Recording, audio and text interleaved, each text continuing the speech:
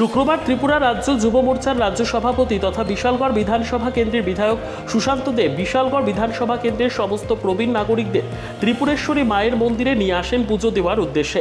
সাথে উপস্থিত ছিলেন রাজ্য যুব মোর্চার স্টেট সেক্রেটারি পার্থ দেব, বিশালগড় মণ্ডলের সহসভাপতি জিতেন্দ্র চন্দ্র সাহা, মিডিয়া ইনচার্জ বাপি সাহা আরও অন্যান্যরা।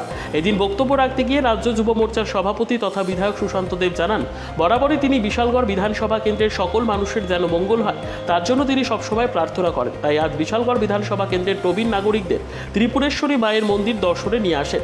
যুব বিধায়কের এই ধরনের উদ্যোগে খুশি বিশালগড় বিধানসভা কেন্দ্রের বৃদ্ধ প্রবীণ নাগরিকরা। উদ্দেশ্য কোনো সেরকম কিছু না, উদ্দেশ্য হলো অনেকদিন যাবৎ ইচ্ছে ছিল বিশালগড়ের সমস্ত বয়োজ্যেষ্ঠ ব্যক্তিদেরকে নিয়ে মায়ের কাছে আসবো, মায়ের কাছে প্রার্থনা করব বিশালগড়বাসীর জন্য সকলের মঙ্গল হয়।